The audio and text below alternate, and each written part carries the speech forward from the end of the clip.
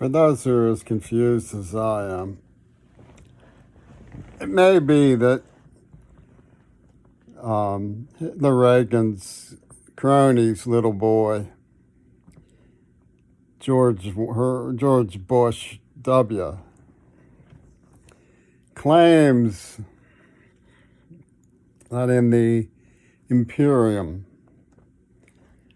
there's some kind of honor code. And this honor code requires acknowledging me because I'm a son of the Senator Santos, who W was. And to get their minds around that,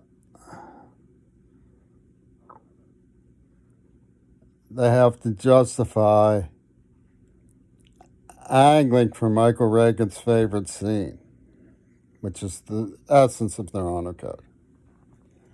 Right, Michael Reagan chews the carpet. He must have his favorite scene, which of course is from Epstein Island and what I had done to me at a slumber party while I was asleep. Reagan must have that, or purity hasn't been achieved for Yoko Ono. Colucci used to talk about his father's gang throwing Coke bottles, boxes, anything that took up space in poured cement. I never saw them do that, but that's what he claimed. And Austro had friends who were gay named Ron and Ron. And the Rons used to say things to me in trauma that were unspeakable. And he had a friend named Bronstein. And what they did was they created, by what Carl called forces impinging on the persona's experience, they had an electric comic book.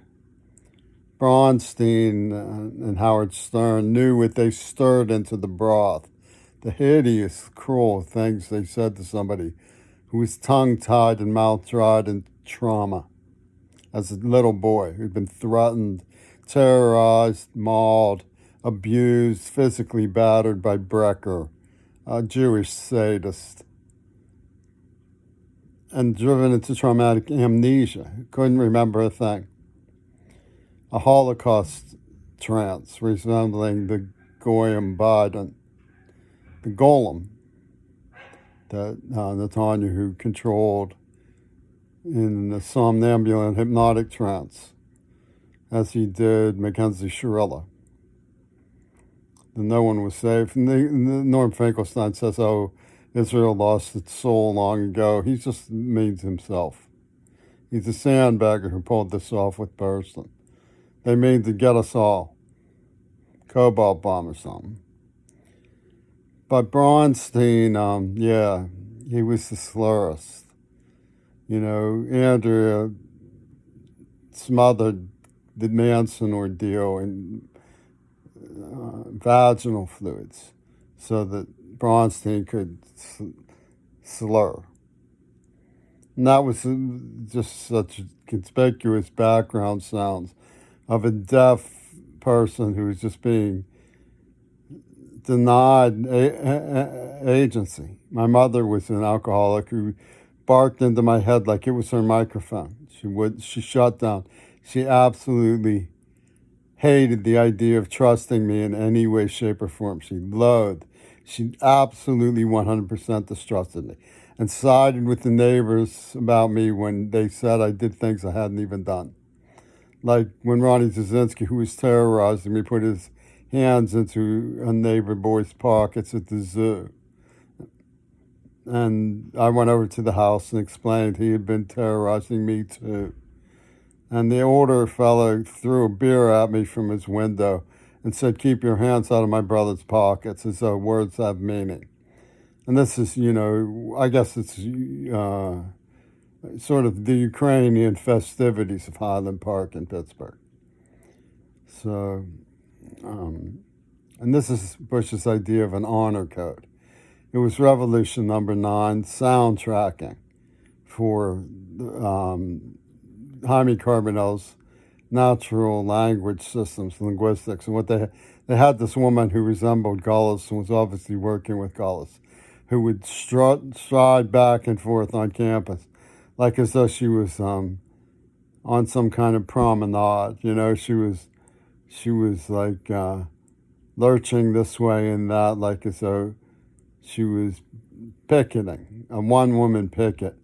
And she had this T-shirt that said "Persistence of Memory," and they bring Swimmer into visual contact mode with me. And Pete Shell starts making carrot tapes. Carrot tapes was the essence of Revolution #9. It's an allusion to Oswald the Lucky Rabbit, and which was a copyright issue with Walt Disney. And it goes all the way back. Who controls the mind? Controls the legitimacy of government or something. And it's phantasmagorical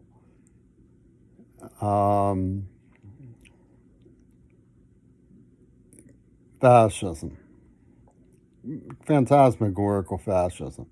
You'd have to look at people like Hochstetter. I think his name was Douglas. He wrote Metamagical Themas.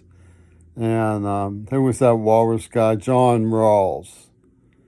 And the man who wrote Go to Escher Bach. I guess that was Hochstetter too.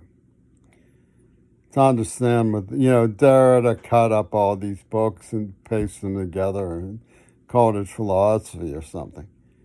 These are, and the people behind Sweeney Todd and stuff like that.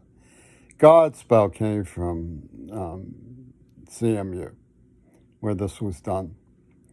And so did Claude Berger, or the Berger, and the original Broadway musical of Hair came from Pittsburgh. So what they had in mind was just like, oh, well, if they don't want to go fight in the war, we'll mash that. Remember when the curtain goes up and Hot Lips, as they call her, because they tape her, false, Alan Alda was probably in on it. Like Martin Alderman came over and lived across the street from where Brecker lived. So they were like, oh, Queerball heard that story about the carrot.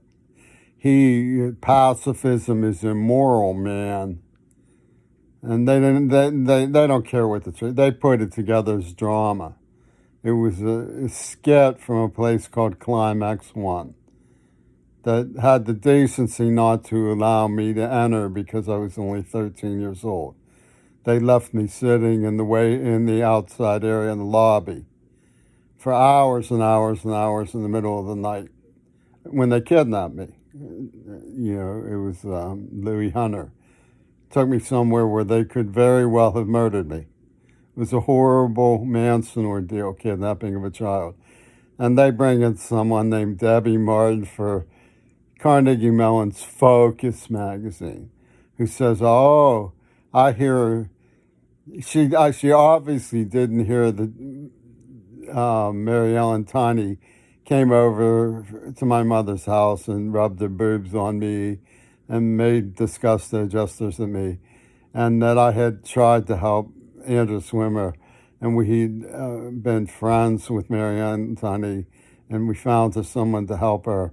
When she came over to my house because she had nowhere to go, she went right for my belt. She was on a rampage when it came to that, and I didn't know what to do about her. And obviously that's not what Deborah Martin heard. What Deborah Martin heard was, oh, Jimmy was a wuss who was used by girls who want the story for Yoko Ono. What's the story for Yoko Ono? Oh, because Midori Goto favors the Tiger Man who tore his head off. Putin says he's a wuss.